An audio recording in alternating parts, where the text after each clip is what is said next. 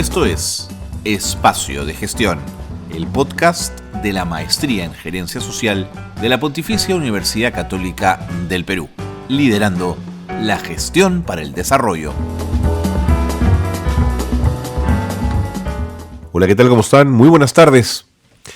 Bienvenidos y bienvenidas, como siempre, a Espacio de Gestión. Qué bueno estar con ustedes. Qué bueno que nos acompañemos, además, a través de la gerencia social. La maestría, como ustedes saben, hace varios años que ha apostado por Espacio de Gestión y eso lo agradecemos profundamente porque es una oportunidad para poder debatir, conversar, aproximarnos al mundo de la gerencia social, que tiene una diversidad de temas apasionantes y que tienen que ver, digamos, están íntimamente ligados, me corrijo, con el desarrollo de nuestro país. Hoy hablaremos de desarrollo territorial. Estudiado, trabajado a través de una cuenca, la cuenca del Valle del Río Lurín. Es un caso que trabajó un estudiante de la maestría en gerencia social, hoy magíster, en el periodo Lima 2014 a 2021. ¿Qué les parece si nos aproximamos al mundo del desarrollo territorial para entenderlo, para desmenuzarlo y para pensar su importancia en términos de las políticas públicas de nuestro país? Bienvenidos y bienvenidas a esta su casa, Espacio de Gestión.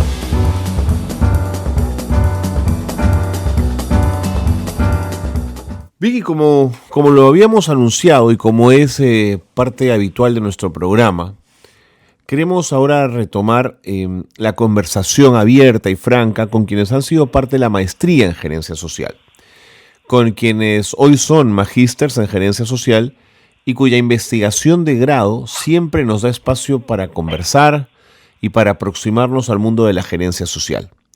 Hoy vamos a conversar con el magíster José Antonio Zavala. Él desarrolló una investigación que tiene que ver con un análisis empírico del enfoque de desarrollo territorial.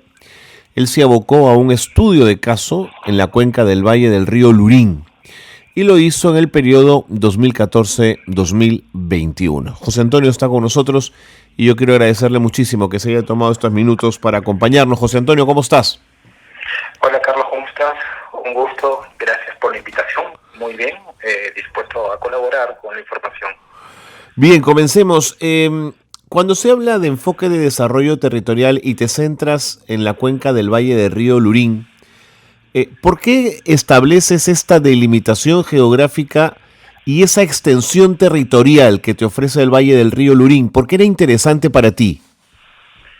Mira, es interesante para mí porque primero es, digamos, el último pulmón verde de Lima. Es un valle que está muy cerca de Lima, que tiene todas las características, del Perú, ¿no? Tiene diferentes pisos altitudinales, además de ser una fuente de recursos agrarios para la ciudad, tanto en frutas como en leguminosas, como son las arvejas, lentejas, y tener un potencial turístico importante y estar cerca de la capital y también al mar. Claro. Y por otra parte fue porque yo estuve hace varios años apoyando la propuesta de cooperación técnica con el Banco Interamericano de Desarrollo, cuando esto era una idea inicial. No fue parte de la ejecución, pero cuando era una idea inicial. Entonces, cuando yo estuve cursando la maestría y tuve el interés de aplicarme a la especialización de desarrollo territorial, fue lo que me motivó a tomar esta área como caso de estudio. Correcto. ¿Cuál es la estructura socioeconómica de las poblaciones que habitan en la cuenca del Valle del Río Lurín? Bueno, son agropecuarios. Es cuenca media, cuenca baja y cuenca alta. Los agropecuarios son personas entre la base de la pirámide, ¿no? de ingresos. Estamos en la primera base de la pirámide, por lo que algunas actividades son de subsistencia y otras que les permite generar algún recurso para poder adquirir un mejor nivel de vida.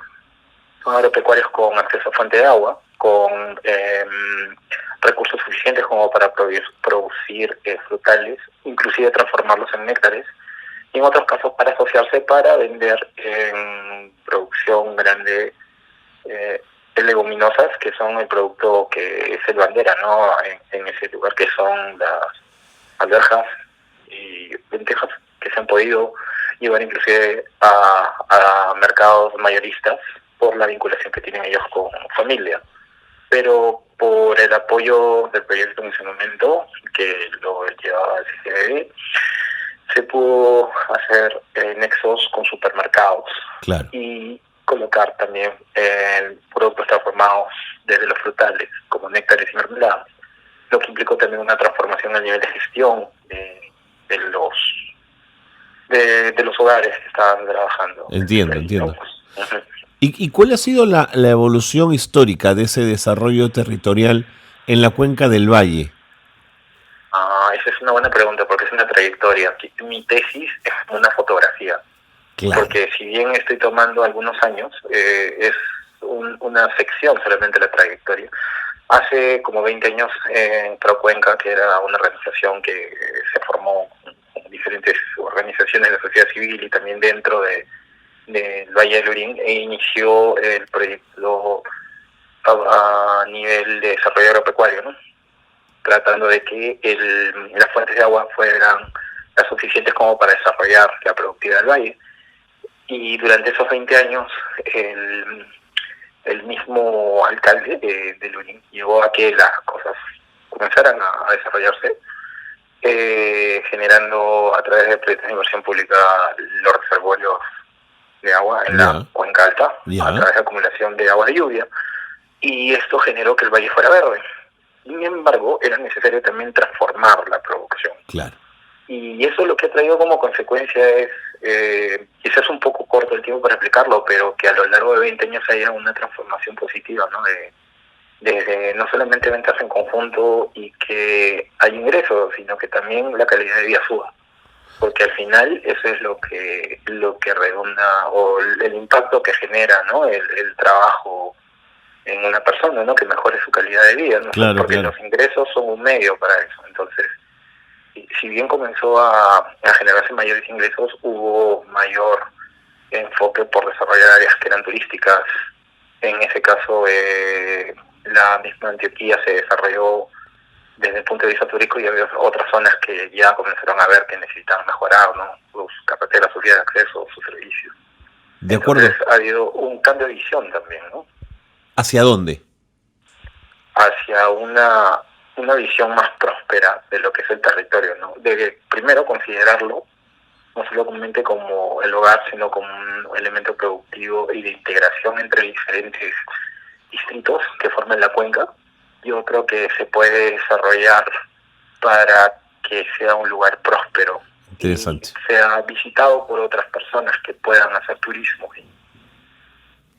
Y dime una cosa, José Antonio, en el espacio de tu investigación pudiste revisar si habían políticas públicas que se hubiesen implementado recientemente para promover el desarrollo territorial en la cuenca del Valle del Río Lurín.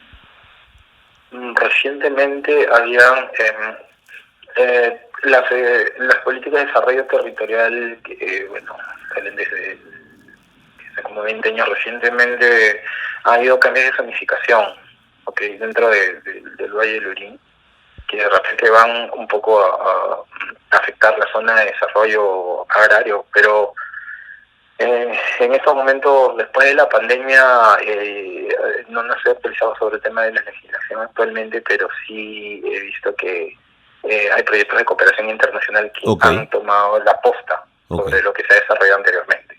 Entiendo. Y dime, ¿y es una zona donde hay alto nivel de participación y empoderamiento de la comunidad local? Sí. ¿Y en la toma de decisiones también?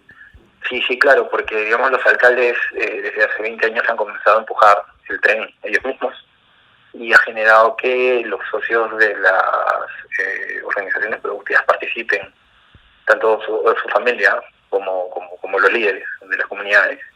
Ha generado un empoderamiento que es muy importante seguirlo gracias al liderazgo desde hace mucho tiempo de los alcaldes. O sea, digamos que yo creo que esa es la base fundamental, generar ese liderazgo y ese tejido social para que se pueda desarrollar la actividad productiva. Yo creo que ese es el primer paso. Y eso yo sí lo he visto, y eso creo que es un estudio de caso muy importante que se debería resaltar, porque se puede replicar en otros espacios geográficos que guarden unas condiciones similares.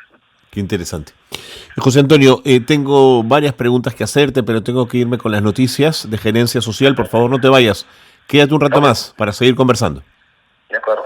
José Antonio Zavala, magíster en Gerencia Social, nos espera unos segundos. Vamos con las noticias de Gerencia Social y regresamos en un instante aquí en Espacio de Gestión. No se vayan. Esto es Gerencia Social Noticias. En lo que va del año se han registrado 52 incendios forestales en Ancash. El Centro de Operaciones de Emergencia Regional, el COER, informó que se han consumido 4 hectáreas de cultivo de diversos productos y más de 300 hectáreas de cobertura de pastos naturales. Beca Sostenible es una plataforma digital que busca promover el comercio seguro de especies marinas. El objetivo de este espacio es apoyar a microempresarios que trabajan en la comercialización para que tengan un lugar seguro y también para evitar la sobreexplotación de las especies.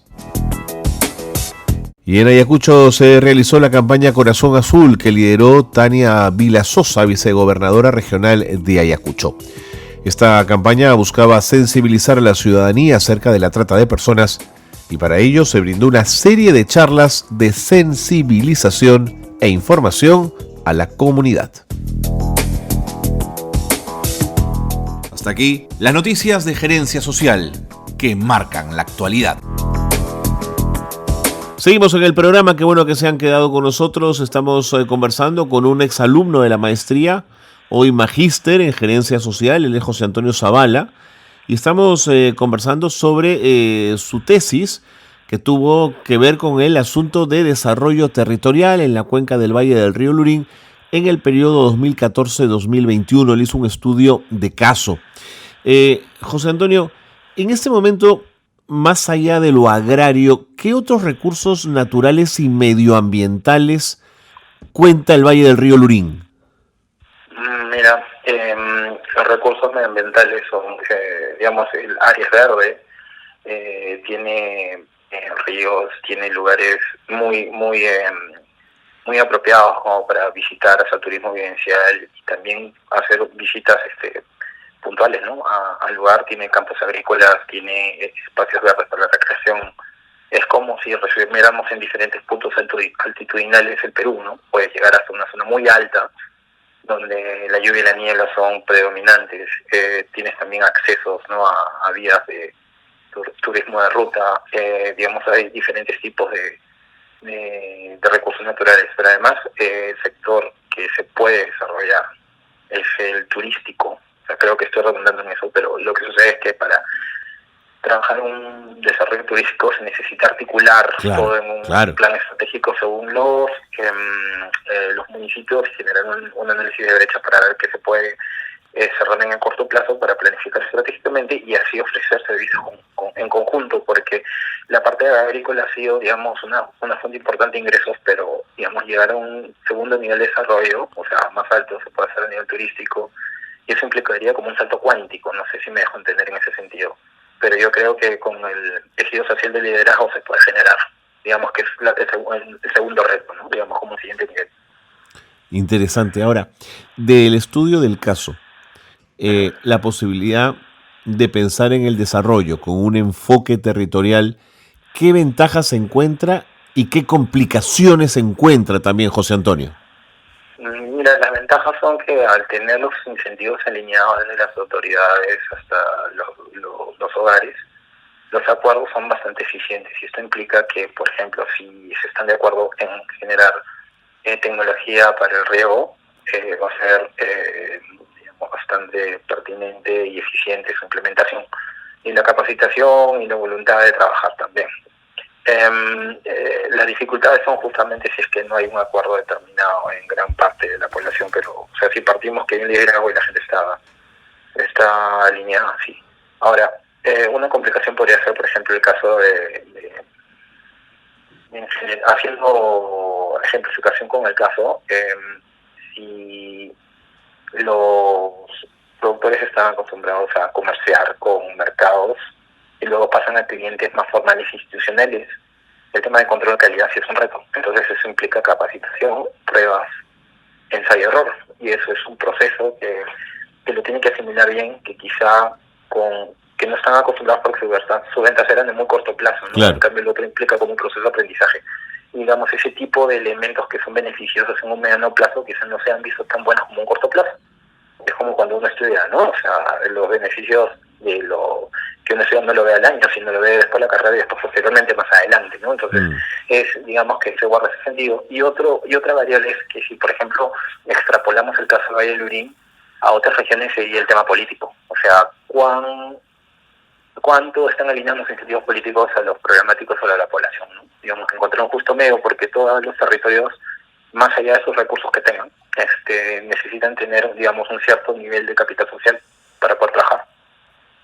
Y eso puede ser una ventaja si es que todo está alineado, una ventaja si es que no está alineado. Pero eso es lo que estoy esbozando como dificultad, ¿no? Totalmente.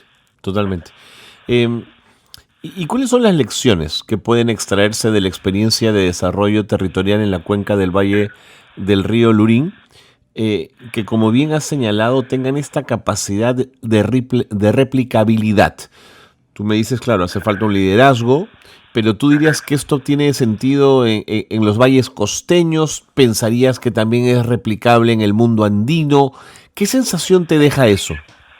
Mira, a mí me deja la sensación de esperanza porque, digamos, cuando uno ve las cosas desde el gabinete, de un gabinete o desde el escritorio, puedes ver las cosas muy macro, ¿no? Cifras, planificación con grandes tareas, tácticas. Pero cuando estás en el campo te das cuenta de detalles que son fundamentales para el desarrollo, ¿no? Que no los ves en un papel, sino en la vida agraria, y de la investigación lo que te hace es justamente sistematizarlos. Yo lo que he visto es que para otras zonas es necesario generar capital social, que la institución se vincula mucho con los ciudadanos. En zonas que aún el desarrollo es muy básico, es necesario, creo que eso sea una pieza fundamental, ¿no? Y eso también lo ve el concepto de democracia, porque la participación y la conciencia es importante en las autoridades. Y en el mundo andino sí se puede replicar, dado que las condiciones de los pisos altitudinales de la cuenca son similares, sí se puede replicar.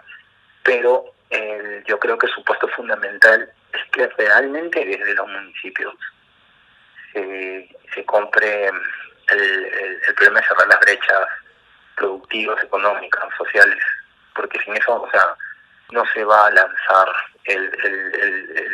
la meta hacia el futuro, ¿no? Y lo digo porque en el caso del Valle del Lurín, mucho antes que yo hiciera este caso, fue uno de los alcaldes de la cuenca que prácticamente le iba a tocar las puertas de todo el mundo, porque él tenía la visión suficiente de ver el Valle Verde, pero, digamos, hasta que él no comenzó a hacer las actividades con los propios hogares y mostrar que realmente había un cambio, nadie les creía, ¿no? Obviamente era muy difícil que el gobierno central programara una partida presupuestal para eso, claro. Sino mucho después, cuando llegó la cooperación técnica, ¿no? Llegó el BID y eran otras instituciones que tienen, entre comillas, mayor credibilidad para esto, ¿no? Entonces yo creo que ese es un tema muy importante, digamos, el tema institucional, y tú lo sabes que esa es una variable que es crítica en el país, pero si se mejora, eso sí es una condición, yo creo que es suficiente para generar desarrollo, porque lo que pasa es que las capacidades están, pero esa plataforma hay que desarrollarla. Interesante. José Antonio, una última pregunta. El tema del impacto del cambio climático en la cuenca del Valle del Río Lurín, ¿cómo ha influido en las estrategias de desarrollo territorial? Bueno, de hecho, el tema del agua es algo importante. Felizmente se tienen los reservorios, ¿no? Sí, pero si bien en estos momentos no hay, digamos, afectación a nivel del valle, yo creo que más que el efecto del cambio climático per se es el crecimiento de la ciudad. Ajá. Porque el crecimiento de la ciudad puede llegar en el mediano plazo, o sea, 10 años en adelante, a empujar el valle, ¿no? Y hay que sopesar qué tipo de acciones de mitigación de riesgos se pueden hacer, ¿okay? Yo creo que el tema del cambio climático obviamente podría afectar las zonas más altas, donde digamos, las precipitaciones pueden cambiar de estacionalidad o de magnitud, pero digamos el valle, digamos las amenazas que pueden tener la de cambio climático, que era tu pregunta principal, pero como te digo que ese riesgo se puede sopesar, por lo menos en el mediano plazo, es el crecimiento de la ciudad. Claro. Y yo lo pongo como importante porque si es el último pulmón verde que se tiene. No, valioso. No perderlo. No, yo creo que es como una mina de oro en el sentido social porque lo tienes en la mano, pero con más vías de acceso podría ser hasta muy importante para que las mismas personas conozcan este valle y lo cuiden, ¿no? Lo autorregulen, ¿no? Porque si bien en la parte más baja que está el mar pueden haber proyectos inmobiliarios, al final eso genera una carga, ¿no? Sobre el mismo valle, porque las zonas limítrofes son muy cercanas. Sí, pues. Y también hay árboles, hay cultivos de frutas que abastecen al mercado de frutas. Entonces, si uno se pone a hacer ejercicio de simulación, obviamente que si hay una afectación, el precio de la fruta va a subir. Entonces, lo digo así de simple, como economista. Entonces sí habría consecuencias a nivel social, no solamente porque te queda dinero, sino porque hay gente que tendría que ver cómo trabaja con lo que tiene, ¿no? Entonces, totalmente. Sí. De acuerdo. Es el punto que te quiero resaltar dentro de la pregunta que me hiciste. De acuerdo. José Antonio, el tiempo nos ha ganado. Muchísimas gracias por habernos ayudado a entender un poquito más el tema del enfoque territorial, su impacto en la cuenca del Valle del Río Lurín, que es la que estudiaste y trabajaste en ese periodo, como dices tú, en esa fotografía del 14 al 21. Muchísimas gracias por habernos atendido.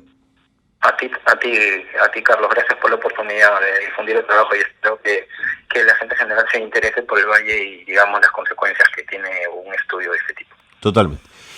José Antonio Zavala ha estado con nosotros en el programa Magíster en Gerencia Social. Con él hemos podido conversar largamente en torno al tema de su investigación y al enfoque de desarrollo, al enfoque territorial, que es una forma de entender el desarrollo desde el espacio de la gerencia social. Nos vamos, nos encontramos la próxima semana. Muy buenas tardes.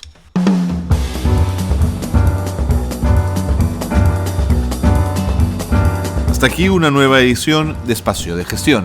La gerencia social liderando la gestión para el desarrollo.